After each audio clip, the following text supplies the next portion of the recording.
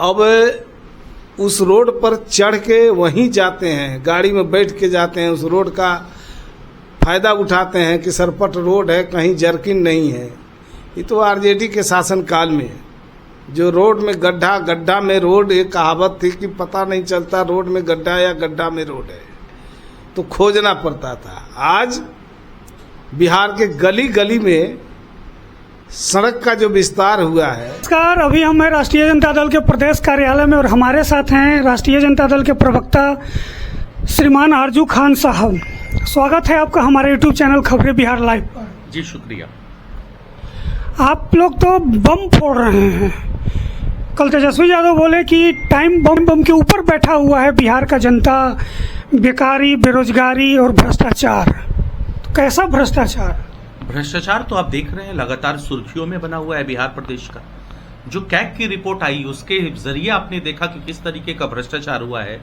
CAG जवाब मांग रही है कि सारे पैसे खर्च हो गए, लेकिन वो पैसे कहीं जमीन पे नजर नहीं आ रहे हैं। तो ये तो सृजन से भी बड़ा घोटाला हो गया।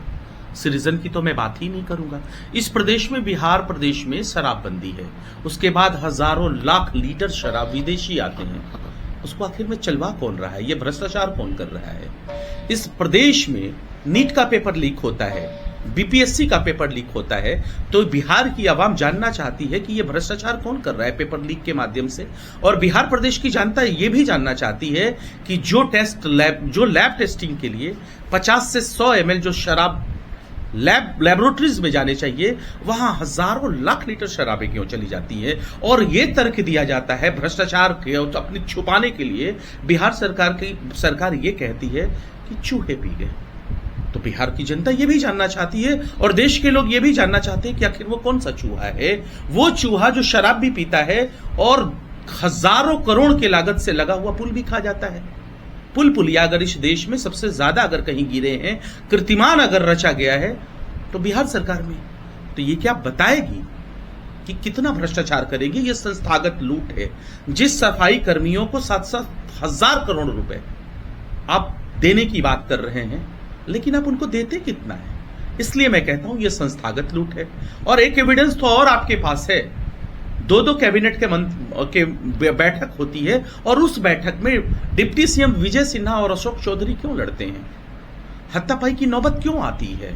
आखिर में वो किस विभाग का बंटवारा चाहते हैं? इसीलिए तो हम कहते हैं कि बिहार की जो खून पसीने की जो कमाई है, जो पैसे हैं, जो राशियां हैं, जिसपे बिहारियों का हक है, 14 करोड़ बिहारियों के आम आवाम का जो हक है, उसको ये बंदर बाट कर रहे हैं।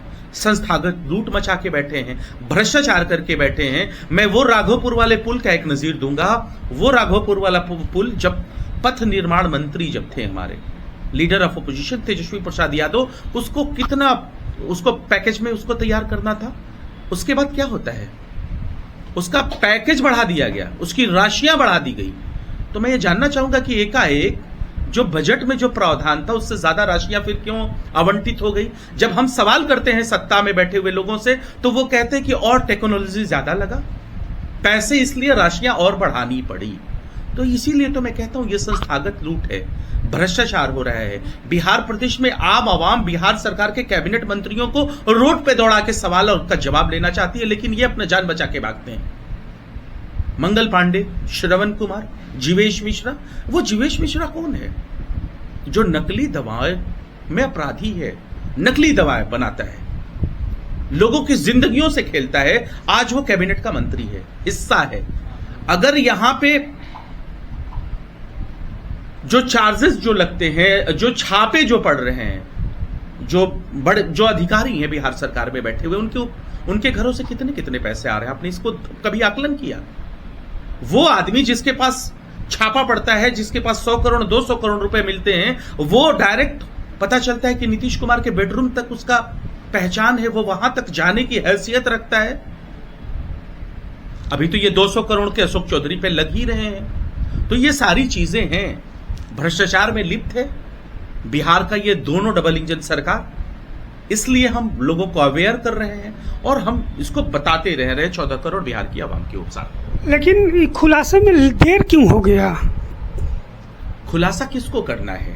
हम कहते हैं कैग की रिपोर्ट आती है, उसको छुपाता कौन है? उसके तो सदस्य आपके भी विधायक हैं भाई। अरे भाई, तो अगर हमारे विधायक वीरेंद्र हैं, अगर उन्होंने कुछ गलत काम किया है तो शासन आपका, सत्ता आपका, जवाबदेही आपकी बनती है। ये सर खुलासा तो पहले होना चाहिए था। नहीं, मैं तरफ से ये कैग ने किया है, हमने नहीं किया है ना, कैग नहीं किया है, लेकिन इस पर एग्रेसिव आप लोग को पहले होना चाहिए। जाहिर सी बात है, अगर जब सृजन होता है, सृजन के बारे में जब पता है तो हम एग्रेसिव होते हैं। जब कैग की रिपोर्ट आती है तो हम एग्रेसिव होते हैं। हम क्यों ना हो एग्रेसिव? और वो सवाल क्या करते हैं कि इसमें वीरेंद्र भाई हैं।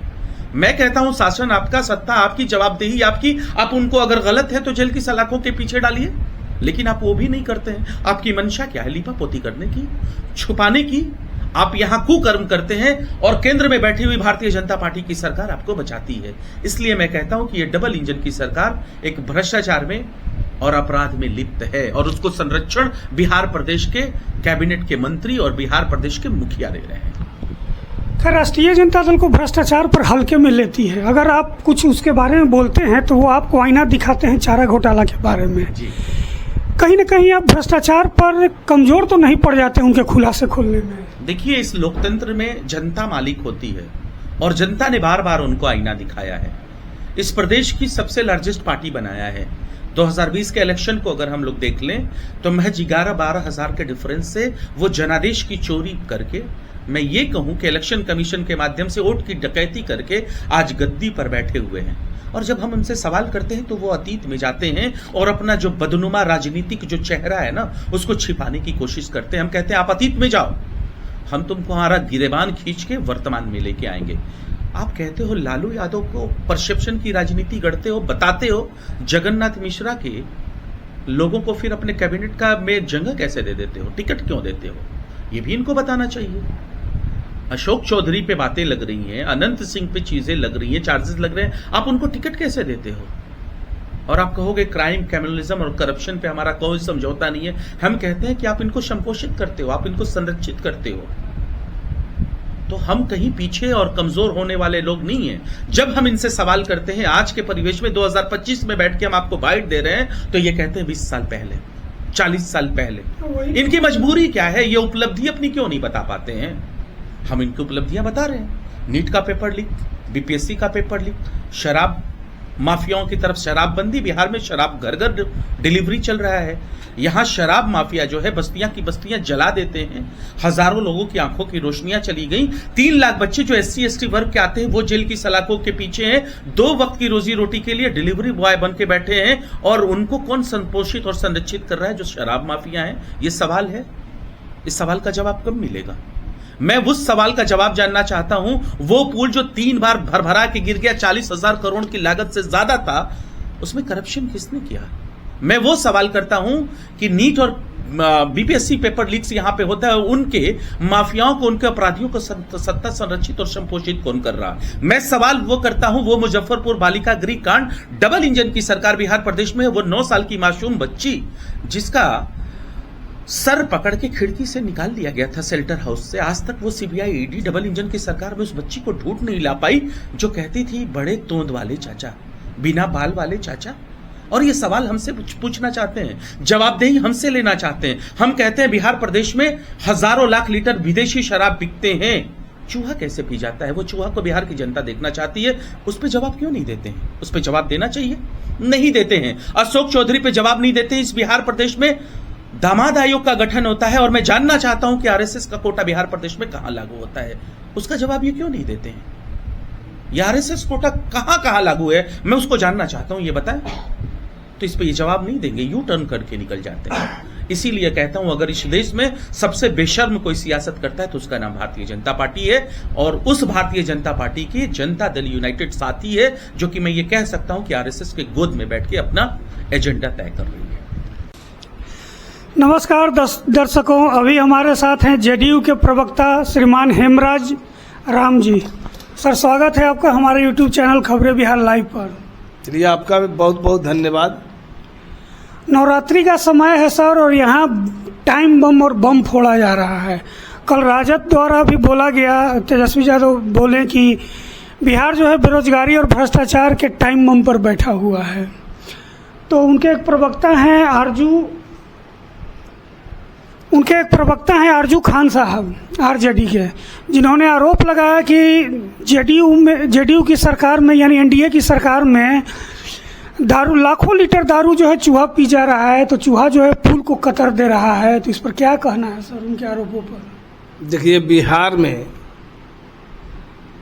अभी कौन सा चश्मा लगा के देख रहे हैं तो हमें नहीं मालूम, लेकिन बिहार की जनता जानती है कि बिहार में किस कदर विकास के काम हुए हैं। रोड कनेक्टिविटी को बढ़ावा मिला है, पुल पर पुल बनाए गए हैं, हर एक जगह से दूसरे जगह जाने में जो कठिनाइयां थी उसको दूर करके दूरी कम किया गया है। ये बिहार में काम हुआ है।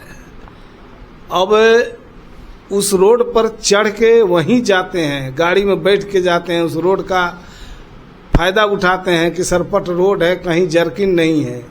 ये तो आरजेडी के शासनकाल में जो रोड में गड्ढा, गड्ढा में रोड, एक कहावत थी कि पता नहीं चलता रोड में गड्ढा या गड्ढा में रोड है, तो खोजना पड़ता था। आज बिहार के गली गली में सड़क का जो विस्तार हुआ है, जो जिसका एक जगह से दूसरे जगह जाने में जो आवागमन में जो सहूलियत हुई है, घंटों का सफर मिनटों में तय होने लगा है। अब तो बिहार की जनता उसका फायदा उठा रही है। बिहार से बाहर के लोग भी इस बात को अब मानने लगे हैं कि बिहार में अच्छा काम हो रहा है, रोड गली गली में बन गया है, हर जगह वो दिखाई पड़ता है विकास। और ये लोग डींग हाँक रहे हैं, चूँकि इन लोगों को पता चल गया है कि बिहार की जनता इन्हें नोटिस नहीं ले रही है। 25 का चुनाव है और 25 के चुनाव में इन लोगों को जो है भारी हार का सामना करना पड़ रहा है। ये लोगों को पहले आभास हो गया है कि लोगों की कैसी दुर्गति होने वाली थी। विपक्ष की कुर्सी पर है, विपक्ष की कुर्सी भी जाने वाली है। रिजल्ट जब होगा विधानसभा चुनाव का तो ये लोग अपनी सीट ढूंढेंगे, गिनेंगे उंगली पर, फिर भी जो है परेशानी से इन्हें मिलेगा सीट कहीं। तो इन लोगों को तो आभास हो गया, इसलिए बेचैन है, परेशान है। सर, भ्रष्टाचार अफसरों की लिस्ट बनाए हुए हैं। अरे वो लिस्ट बनाएंगे, झूठ बोलने की आदत है, जनता के भी झूठ बोलते हैं, गुमराह करते हैं लोगों को। और लोग जान रहा है कि सबसे बड़ा राज्य माने बिहार जो है पूरे देश में नौकरी और रोजगार देने में सबसे बड़ा राज्य बन गया है। पहला राज्य है जो इतने बड़े तादाद में लोगों को सरकारी नौकरी और रोजगार दिया गया है। कई मामलों में बिहार नंबर 1 राज्य बन गया है। अब उन्हें सर्टिफिकेट की जरूरत नहीं है नीतीश कुमार को आरजेडी से या विपक्ष की पार्टियों से। अभी तो सिर फुटौल उन लोगों का चल रहा है, पहले तय कर ले आपस में, चुनाव है। और जो समय बचा है बिहार की सरकार लगातार लोगों को लाभ पहुंचाने में लगी है, योजनाओं का लाभ उनके द्वार तक पहुंचाने में लगी है। और कोई आदमी जैसे विपक्ष के लोग, ये लोग झूठ फैलाने में लगे हैं, तो इन लोगों का झूठ फैलाने से कोई फर्क पड़ने वाला नहीं है। अब उनसे जाकर पूछिए जो वृद्धा पेंशन का लाभ ले रहे हैं, जिन्हें 400 रुपया मिलता था अब 1100 रुपया मिल रहा है, वो भी हर महीने के 10 तारीख को उनके खाते में जा रहा है। 125 यूनिट बिजली मुफ्त जिन्हें मिल रहा है, उनसे जाके पूछिए। अभी जो हमारी महिलाएं हैं ग्रामीण क्षेत्रों में, 10,000 रुपया उनको जो है स्वरोजगार के लिए उनके खाते में चला गया, उनसे जाके जरा पूछिए कि नीतीश कुमार जी के प्रति उनका क्या नजरिया है। हर जगह वाह वाह नीतीश कुमार हो रहा है। और एनडीए गठबंधन पूरी तरह से चुनावी मैदान में कूद चुका है। 25 से 30 फिर से नीतीश का संकल्प है और 225 से ज्यादा सीटें जीतने का भी लक्ष्य है। तो ये सारी चीजों को देख कर ये लोग परेशान है, बेचैन है। चलिए, धन्यवाद सर।